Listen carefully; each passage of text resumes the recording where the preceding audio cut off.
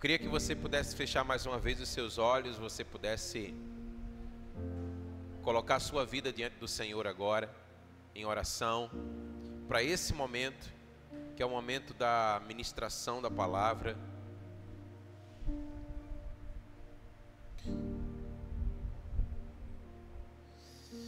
Obrigado, Senhor,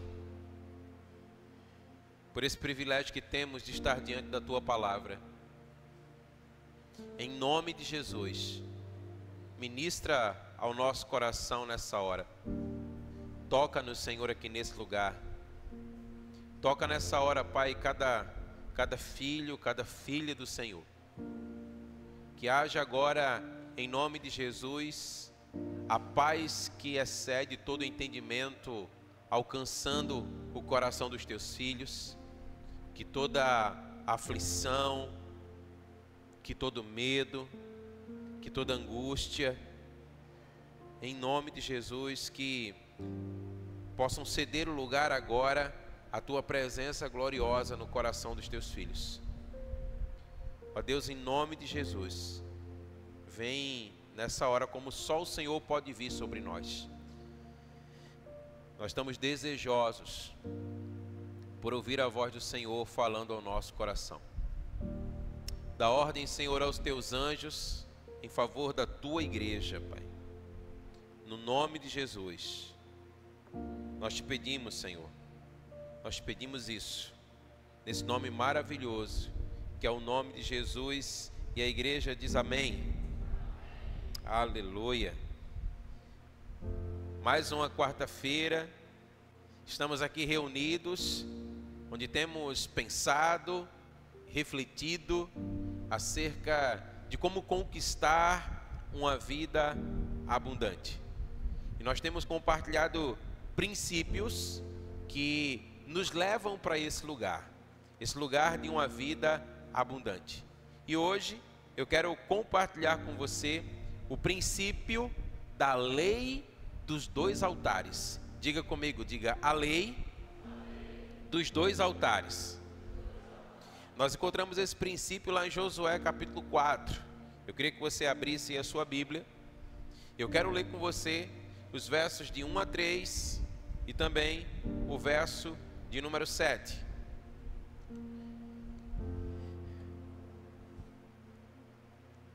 Josué capítulo 4, os versos de 1 a 3 e também o verso de número 7.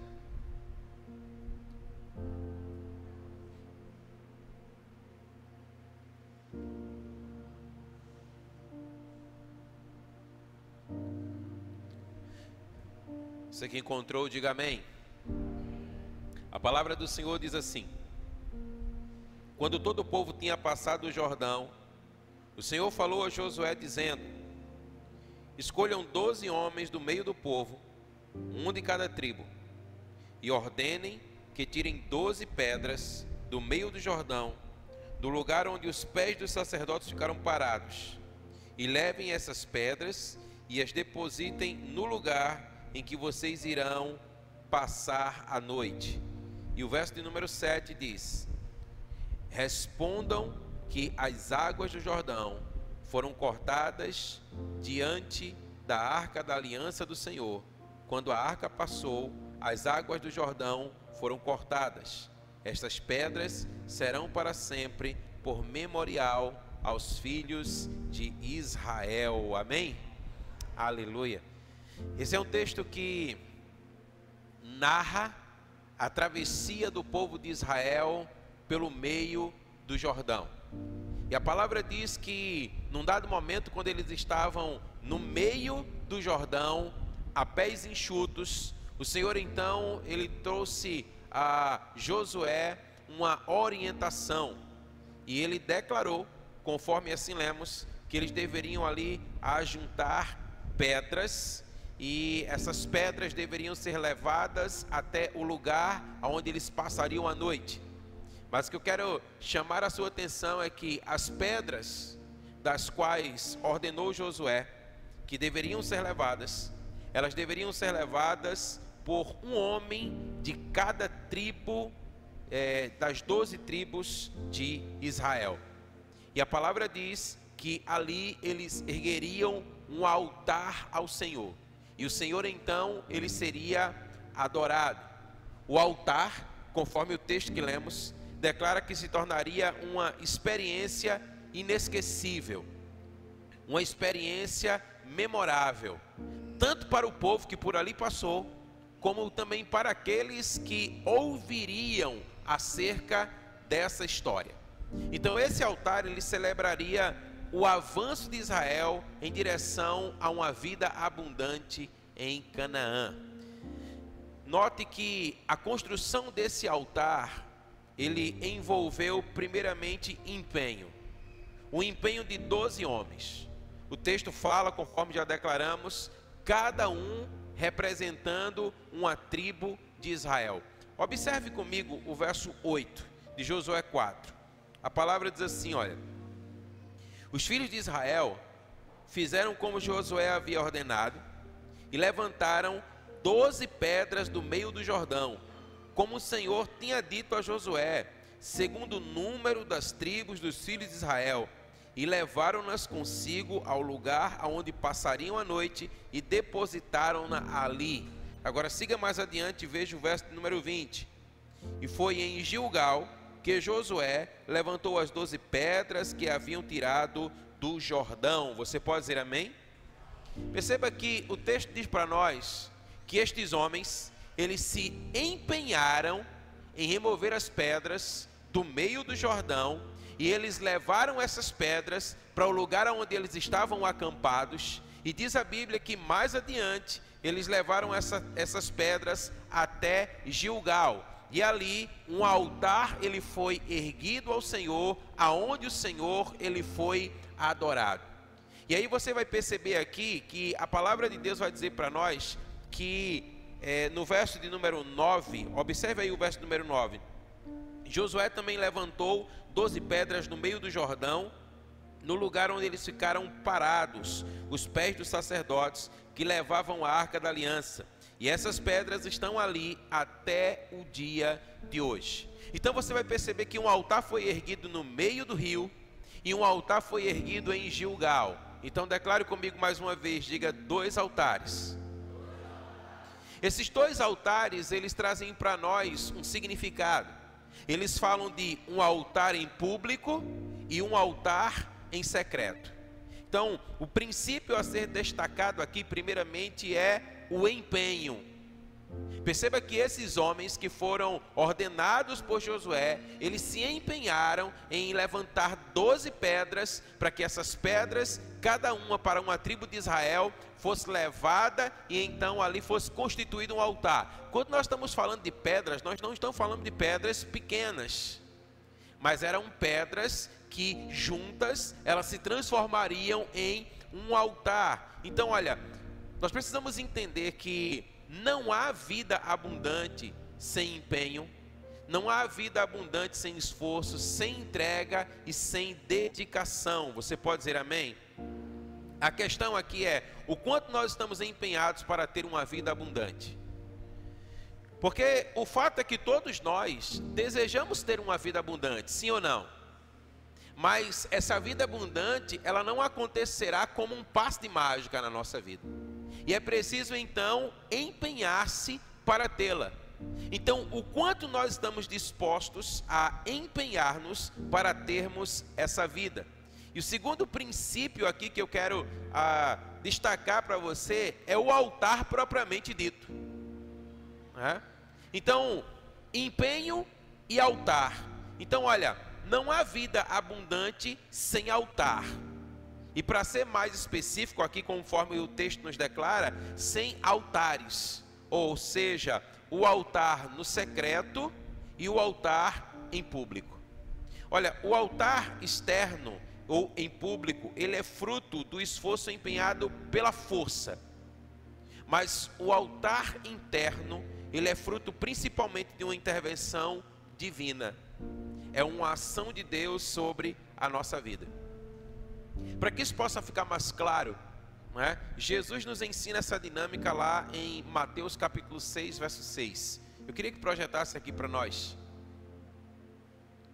Mateus capítulo 6, o verso de número 6. A palavra diz assim, olha, mas tu quando orares, entra no teu aposento ou no teu quarto, e fechando a tua porta, ora a teu pai que está em secreto, e teu pai que vem em secreto, te recompensará publicamente, amém? Agora, perceba comigo que entrar no quarto, fechar a porta e erguer um altar interno ao Senhor, é algo que vai demandar de nós empenho. É algo que vai demandar de nós esforço, dedicação, decisão, disciplina. Nem sempre nós estamos dispostos a erguer um altar ao Senhor no nosso quarto. É ou não é verdade? Nem sempre nós estamos desejosos por estar nesse lugar. Mas perceba que Jesus está declarando para nós que há uma necessidade de estar nesse lugar, amém? Então, agora, uma vez que nós estamos nesse lugar, a palavra nos ensina que o sobrenatural, ele acontece. A palavra diz que aquele que nos vê no secreto, ele nos recompensa onde? Diga comigo, publicamente. Então, o lugar secreto, ele nos levará a uma recompensa pública, amém? Então nós precisamos erguer um altar no secreto e precisamos erguer um altar em público. Você pode dizer amém? Aleluia, aleluia. Entenda que o quarto do qual Jesus aqui está falando, ele representa o altar no meio do Jordão. Porque entenda que as águas elas estavam paradas e um altar foi erguido no meio do rio. Mas quando as águas tornaram a correr outra vez, ninguém mais conseguia enxergar o que estava no rio.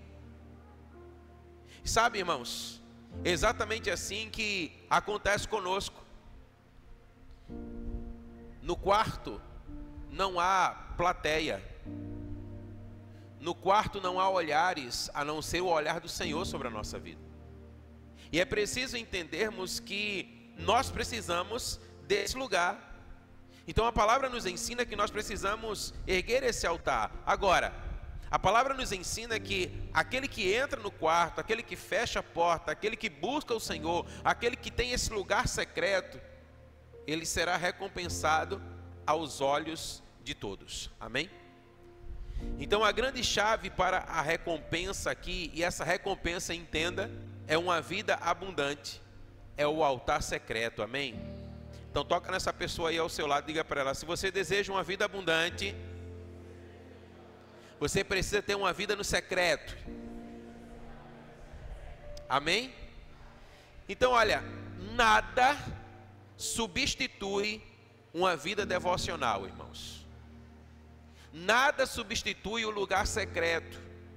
Nada substitui esse lugar no qual eu e você precisamos pessoalmente estar diante do Senhor. Olha, cultos são maravilhosos, você pode dizer amém? Palestras nos ensinam muito, seminários, o ambiente de uma célula é extraordinário, sim ou não? Mas nada disso substitui uma vida devocional. Nada disso substitui um encontro pessoal com o Senhor. Nada disso substitui o lugar secreto. Todas essas coisas, elas são importantes, mas elas não substituem a necessidade que eu tenho e que você tem de estarmos pessoalmente diante do Senhor, amém? Então olha, o poder de uma vida abundante não está em nós, mas está na nossa vida secreta, ou melhor, no lugar secreto, amém? Então olha, diante disso, eu quero compartilhar então com você alguns princípios que Josué, ele nos ensina acerca da construção desse altar. E o primeiro princípio, diga comigo, singularidade. Josué, ele disse assim, olha, um homem de cada tribo. Entenda que Deus nos criou como seres únicos. Quando o Senhor está dizendo ali que um homem de cada tribo, e você bem sabe que cada homem, ele está representando toda a sua tribo, o Senhor está nos fazendo entender de que cada pessoa na sua tribo, ela deve ser conduzida a esse lugar na presença de Deus. Então entenda que nós somos responsáveis pela construção do nosso altar ao Senhor. Você pode dizer amém? Então olha, uma identidade livre é fruto de nós acessarmos as verdades que Deus tem acerca de nós. O Senhor, Ele quer falar ao seu coração, sem intermediário. A palavra diz que hoje nós temos um acesso ao trono da glória de Deus, amém? A Bíblia diz que o véu ele foi rasgado de alto a baixo. Então, você já não precisa mais de mim para ter acesso à presença de Deus. Eu não preciso de você. Nós temos livre acesso à presença do Pai, amém? Então o Senhor está nos fazendo entender que cada um de nós temos uma responsabilidade pela construção do nosso altar diante do Senhor. Aleluia. Veja o que diz a palavra em Josué capítulo 8, verso 31.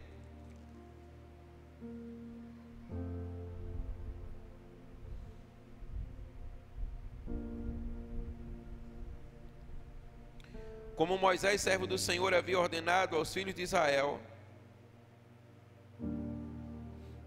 segundo o que está escrito no livro da lei de Moisés, a saber, um altar de pedras toscas que não tinham sido trabalhadas com instrumentos de ferro.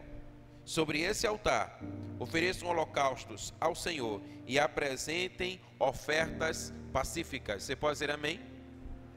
É interessante porque a palavra fala sobre pedras inteiras, sobre as quais não se podia mover ferro. Isso fala da inteireza do propósito de Deus na nossa vida. Irmãos, isso não pode ser infringido.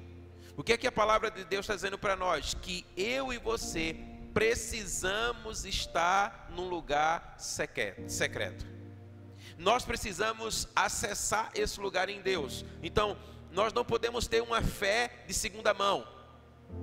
Eu não posso entrar no secreto no seu lugar. Eu até posso entrar no secreto em seu favor, mas não no seu lugar. Porque no secreto eu posso interceder pela sua vida, como você pode interceder pela minha vida, mas eu não posso substituí-lo. Eu não posso substituí-la. Nós precisamos entender que uma vida abundante, ela é proveniente da presença de Deus, amém? Então nós precisamos acessar esse lugar. Esse lugar é um lugar de responsabilidade minha e de responsabilidade sua, amém? Então se você deseja uma vida abundante, você precisa necessariamente cultivar a presença de Deus na sua vida. Você precisa entrar nesse lugar onde a glória de Deus ela é derramada sobre você, amém? Segundo, diga comigo, diversidade. Olhe que o texto fala sobre 12 homens, singularidade, mas o texto também fala sobre 12 pedras. E esse princípio fala sobre nós estarmos juntos, porque essas pedras, elas juntas, elas constituiriam um altar, amém? Olha o que Paulo diz para nós aos Coríntios, ele diz assim, olha, ora, há diversidade de dons, mas o Espírito é o mesmo, e também há diversidade de ministérios, mas o Senhor é o mesmo, e há diversidade nas realizações, mas o mesmo Deus é quem opera tudo em todos, visando um fim proveitoso. Você pode dizer amém? Então, entenda uma coisa muito preciosa, a igreja, ela é um organismo vivo e funcional, amém? Entenda que como membros do corpo de Cristo, nós precisamos dessa diversidade para que nós possamos de fato nos tornar corpo. Como nós já falamos aqui em outra ocasião, você sozinho, você é membro do corpo, mas você, junto com o seu irmão, você é corpo de Cristo, amém? Então Paulo está dizendo assim para nós, olha, precisamos estar juntos, amém? Uma vida abundante, irmãos, ela é proveniente da comunhão, porque a igreja, ela é um organismo vivo, você pode dizer amém? Então olha, nós precisamos estar juntos, juntos nos nossos cultos, juntos nas nossas células, juntos nos nossos ajuntamentos. Nós precisamos priorizar a comunhão. Esse é um tempo em que nós não podemos, sabe, desprezar algo que é tão precioso, que é estarmos em comunhão como igreja. Então, ao mesmo tempo que o Senhor ele exige de nós singularidade, ou seja, você está no secreto, Ele também exige de nós estarmos em comunhão, estarmos juntos como igreja, amém?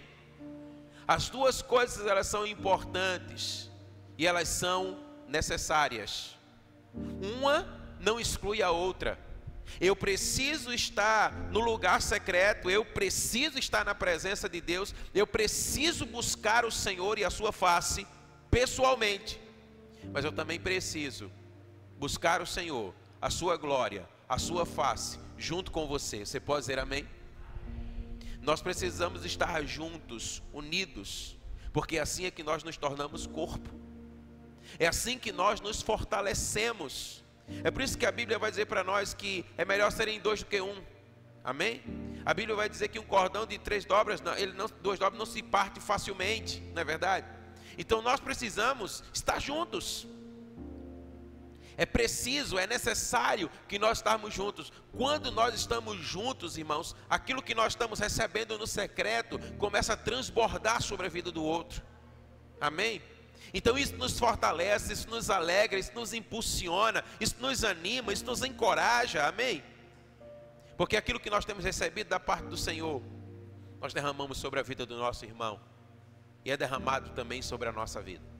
Então diga comigo, singularidade, mas também declare comigo, diga diversidade, mas não para por aí, declare comigo unidade.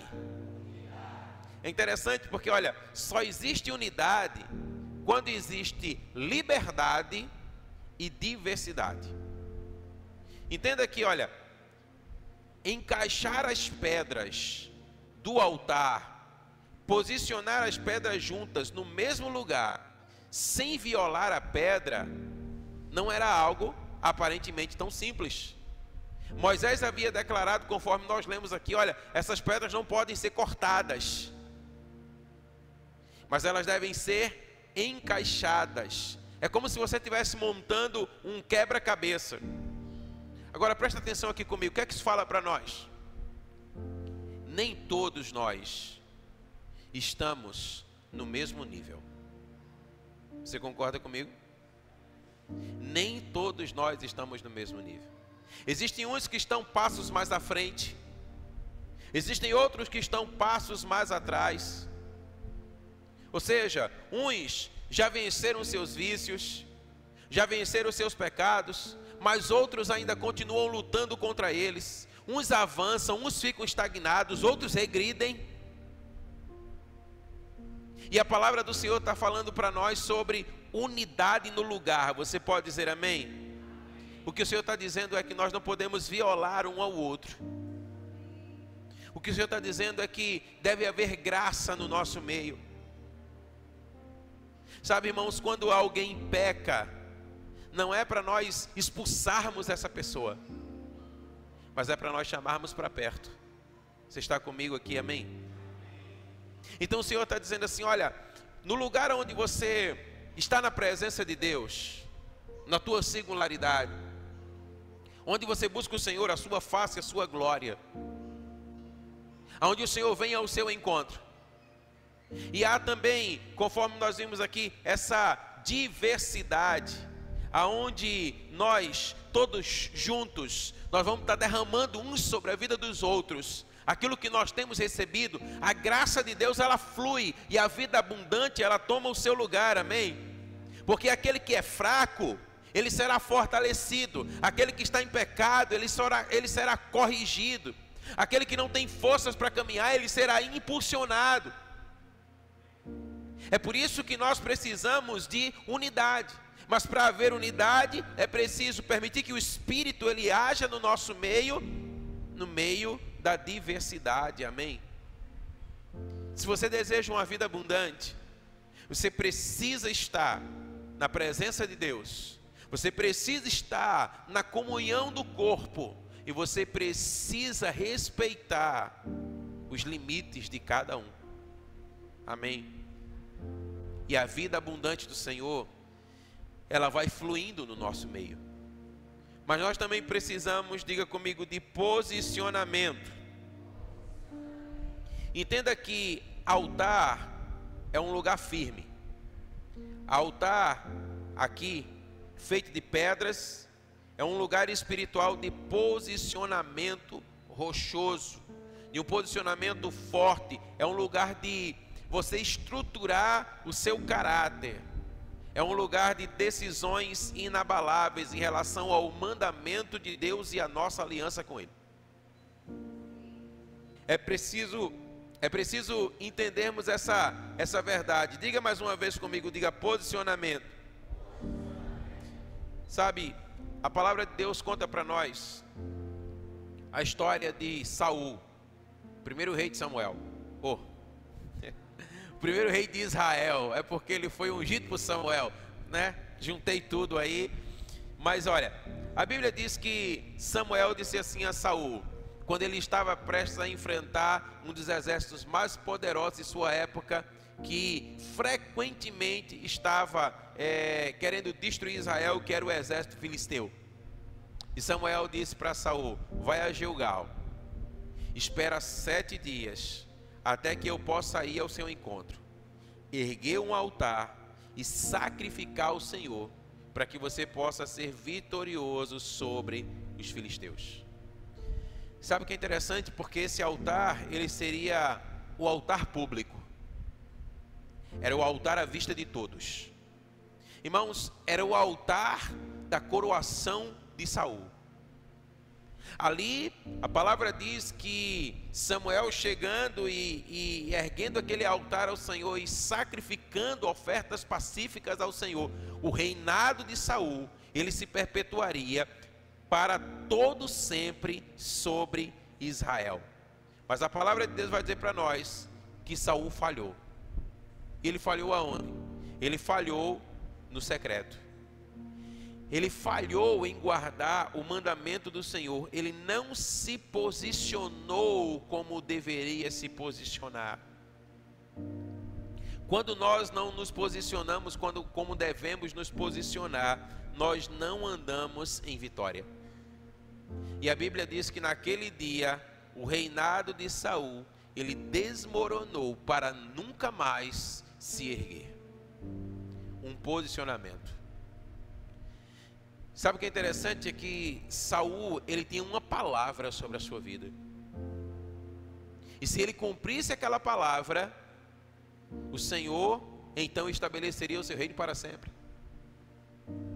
Muitas vezes, nós também temos palavras sobre a nossa vida. Mas ter a palavra em si, ela não é suficiente. Em que sentido? É preciso nós correspondermos a ela. É preciso sermos fiéis à palavra que tem sido liberada sobre a nossa vida, amém?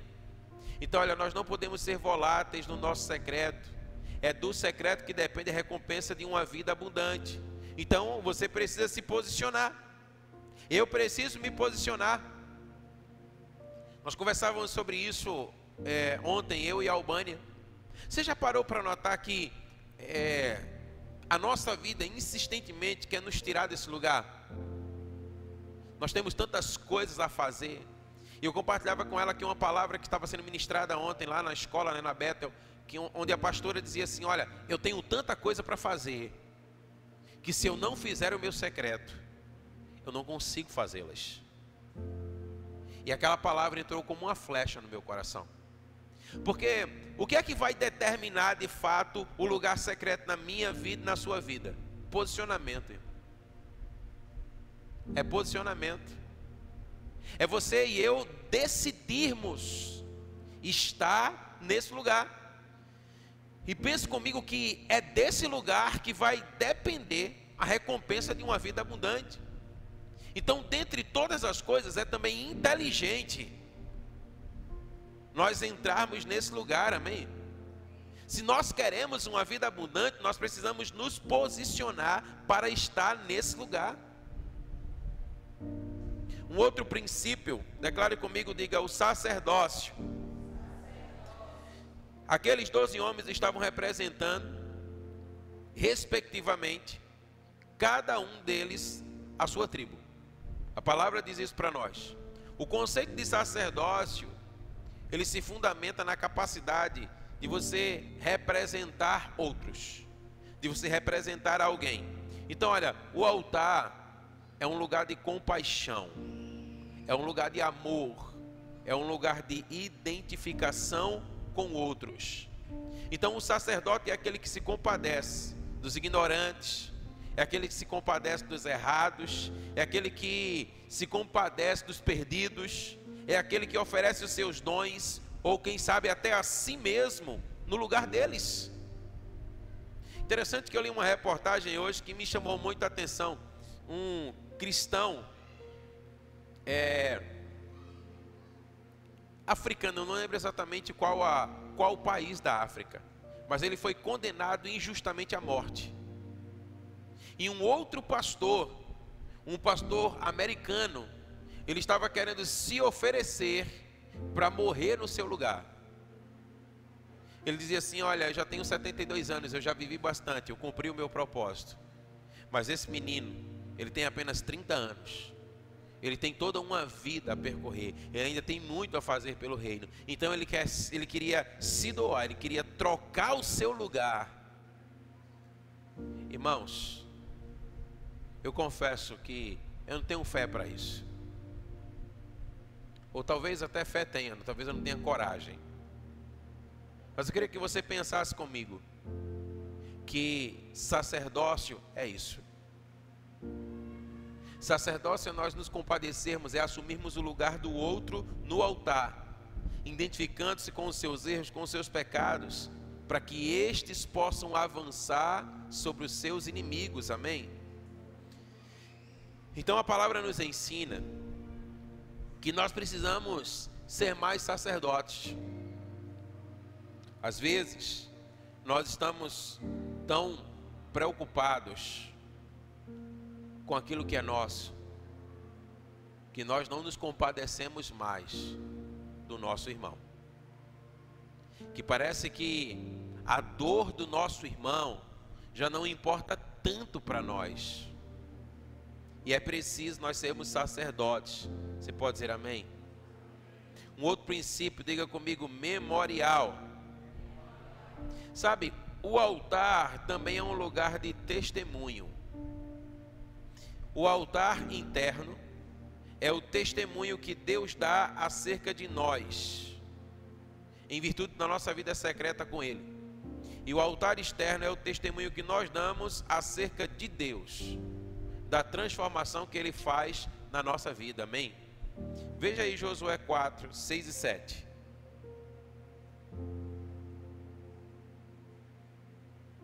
Para que isto seja por sinal entre vocês, e no futuro, quando os seus filhos perguntarem o que significam essas pedras para vocês, respondam que as águas do Jordão foram cortadas diante da arca da aliança do Senhor, quando a arca passou, e as águas do Jordão foram cortadas.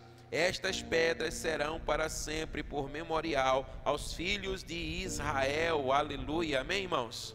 Então, olha, a lei dos altares, além do testemunho, ele estabelece também uma herança e um legado. Você sabe que herança é aquilo que nós deixamos para os nossos filhos, e legado é aquilo que nós deixamos nos nossos filhos. Então o altar, você erguer um altar, isso vai dar testemunho, amém? Isso vai dar testemunho, é por memorial, é algo que os seus filhos verão, E eles perguntarão por que isso? E você então vai poder testificar daquilo que Deus fez na sua vida, da maneira como Ele transformou a sua vida, a maneira como Ele mudou a sua vida e como Ele trouxe uma vida abundante para você, amém? Eu lembro de uma história, irmãos, que um pastor, de uma igreja que tinha muitas igrejas filhas, e uma determinada igreja, eles passaram para ele, ele era o presidente de todas as igrejas, passaram para ele que tinha um irmão que ele ficava perturbando o culto todo. E ele perturbava de que forma? Dando glória. Ele não parava de dar glória. E aí ele resolveu chamar ele para pregar e disse assim: eu vou chegar lá nessa igreja e disse assim, é hoje que eu vou colocar esse irmão no lugar dele. E quando ele chegou, que ele começou a pregar, o irmão já começou a dar glória lá atrás. E ele dava glória, e glória, e glória, e glória, e aquilo estava já consumindo o pastor. Até que, eu vou encurtar a história, depois ele foi contar um pouco da história dele, o porquê que você não para de dar glória, por que você dá glória o tempo todo? E aí ele contou o testemunho, da onde foi que Deus o tirou. E Deus disse para ele: eu estou tirando você desse lugar, um lugar de trevas, um lugar de morte, para que você possa dar glória para mim, aonde você estiver. Testemunho. O lugar do testemunho, um memorial. Então nós somos chamados a dar testemunho daquilo que Deus tem feito. Então um altar fala sobre isso, amém? Um altar fala sobre você testificar daquilo que Deus tem feito na sua vida, daquilo que Deus tem feito na minha vida. Agora entenda, nesses princípios, como nós falamos, nada vai acontecer sem esforço. É interessante porque nós precisamos nos esforçar para cultivar uma vida diária de comunhão com Deus. Se eu perguntar aqui, olha, quantos aqui amam ao Senhor? Certamente todos amam ao Senhor, sim ou não? Agora, como esse amor ao Senhor que eu e você temos, ele é demonstrado na prática, aí a coisa já toma uma nova configuração. Porque você já imaginou para você, você que é casado aqui, quantos são casados aqui? Né? Uns são casados, outros estão doidos para casar, outros estão procurando, não é? Imagina você dizer para sua esposa assim: filha, eu amo você, mas você nunca tem tempo para estar com ela. Que espécie de amor é esse? Certamente sua esposa não ficaria muito satisfeita com você. Você concorda comigo? E o inverso também. Então nós não podemos simplesmente declarar que amamos ao Senhor, mas nós não demonstramos isso estando na sua presença. E isso, irmãos, vai demandar esforço. Sabe o que é interessante? Porque esse esforço para estar a sós com Deus, e esse esforço também para estar nos cultos, nas células, em tudo aquilo que é promovido para que você possa crescer em Deus. Você vai precisar se esforçar. Eu vou precisar me esforçar. Isso vai falar aqui, olha, sobre luta. Há pessoas que dizem assim: olha, eu não queria mais ter esse tipo de pensamento que quer me levar ao pecado. Eu não queria mais ter esse tipo de sentimento que quer me conduzir ao pecado. Mas o fato de você lutar contra ele, de você brigar contra ele, isso já testifica que verdadeiramente você está buscando um lugar em Deus, amém? Mas sobre isso nós vamos falar mais na próxima quarta-feira. Mas entenda, você precisa se esforçar para estar na presença. Você precisa se esforçar para estar tanto na presença de Deus como na presença de Deus com os irmãos, amém? Muitas vezes, sabe, pelo corre-corre da vida, você vai se sentir cansado, preocupado, apreensivo, E você muitas vezes não vai querer estar num ambiente como esse. Mas saiba de uma coisa, o único interessado que você não esteja num ambiente como esse é aquele que quer destruir a sua alma. Você entende isso? Porque a vontade de Deus é que nós possamos estar juntos. Tanto é verdade que Ele tem preparado um lugar para nós. Amém? Ele disse assim, olha, onde eu estou, eu quero que vocês estejam comigo. Então o Senhor gosta desse ajuntamento. Ele tem preparado esse ajuntamento para que nós possamos estar juntos. Amém? Então isso aqui já é um grande ensaio, irmãos. Amém? Nós precisamos ter essa alegria por estar juntos e ter esse esforço para poder estar juntos. E por fim, o último princípio que eu quero compartilhar com você hoje é sacrifício. Diga comigo, sacrifício. Olha, sem uma vida sacrificial, o altar perde o seu sentido. Eu queria que você atentasse para isso que eu vou declarar. Olha, o Evangelho não é apenas uma questão de viver melhor, mas é uma questão de como morrer melhor. Ou seja, é a disponibilidade de você não reter aquilo que deve entregar. Amém? O Evangelho não é apenas uma questão de viver melhor, mas é uma questão de como morrer melhor. Quando nós entregamos tudo que Deus pede, nós recebemos tudo que Ele promete. Essa é uma chave se você deseja de fato receber uma vida abundante da parte do Senhor. É preciso entregarmos, não retermos, para que nós possamos então desfrutar daquilo que Ele tem prometido na sua palavra, amém? Isso é um ciclo renovador. Então olha, sem sacrifício não há altar. Não há altar. Se você deseja ter uma vida abundante, seja bem-vindo a uma vida sacrificial. É você lutar contra o pecado que te assedia, lutar contra as tentações que são colocadas diante de você, lutar contra as artimanhas que o inimigo tem levantado para destruir a sua vida. É sacrifício, é entrega, é de fato nós estarmos diante do altar. Então olha, o Senhor nos chama hoje para entrarmos em uma nova dimensão na nossa vida. E que dimensão é essa? Ele nos chama para nós erguermos altares que nos levarão a uma vida abundante. Você pode dizer amém? Agora a questão é, qual é a sua decisão? Qual é a minha decisão? Eu queria que você se colocasse de pé. Eu queria que você pensasse comigo aqui, nessa hora. Vocês podem ficar aí mesmo hoje, pessoal do louvor. Eu queria que você pensasse comigo o seguinte. Aproveite esse tempo para você estabelecer aquilo que hoje precisa ser estabelecido na sua vida. É a decisão. A primeira coisa que nós compartilhamos aqui é que é preciso empenho. Se você não se empenhar em ter uma vida abundante, você não a terá. Empenho fala sobre empreender força. Fala sobre dedicação. É preciso querer. Davi, ele disse assim, olha, uma coisa pedirei ao Senhor e a buscarei. Ele não ficou apenas no campo do desejo. Ele disse, Senhor, eu peço, mas eu busco. Eu quero a tua presença por todos os dias na minha vida.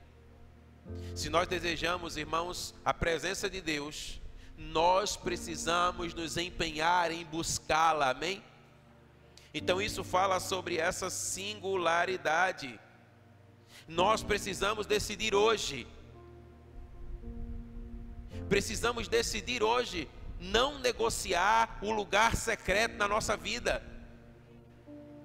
Precisamos decidir hoje escolher estar na presença do Senhor. Eu compartilhava ontem lá na minha aula de um tempo em que nós estávamos nos cultos. E que os cultos, eles eram aqueles cultos, sabe, carregados da presença, cheios da glória de Deus. Não é que isso não esteja acontecendo hoje, mas estou falando de um evento no passado, cheios da glória de Deus. E eu ficava comigo doido que aquele culto acabasse. Para quê? Para que eu pudesse chegar em casa e entrar no meu quarto e ficar sozinho com Ele. E eu estava compartilhando assim, olha, faz tempo que eu não tenho sentido esse desejo.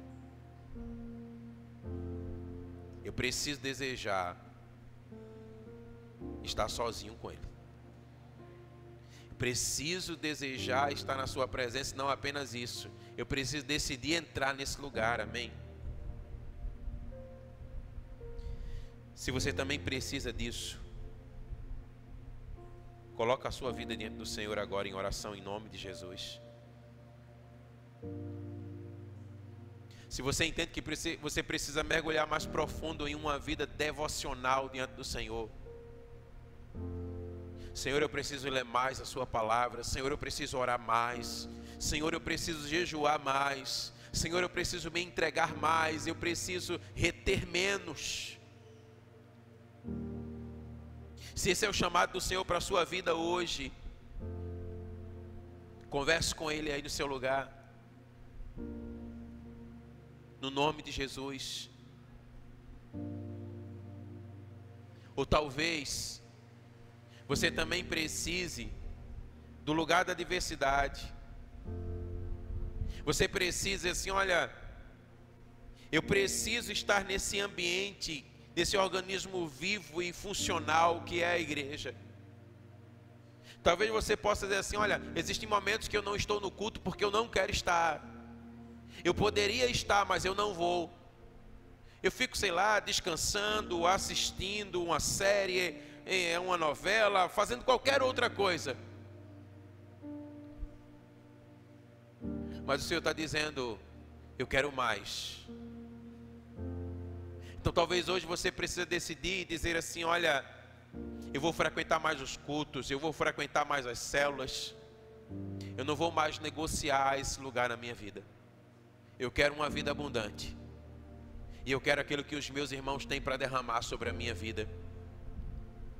E nesse lugar, você vai entender que existe o seu lugar. E que você não vai se exigir de mais, mas também não vai se exigir de menos. Você não vai ficar se comparando com o seu irmão, mas você vai correr a sua carreira. Você vai deixar que Deus trate você, que Deus toque você. Talvez você precise hoje se posicionar, deixar que Deus trabalhe no seu caráter, trabalhe no seu relacionamento com Ele. Samuel disse assim para Saul, que coisa terrível foi essa que você fez. Sabe, Saul ergueu um altar, mas o altar que Saul ergueu, ele ergueu por medo, não pelo prazer de ter a presença de Deus. O Senhor está nos chamando hoje para nos posicionarmos, para nos deleitarmos na sua presença.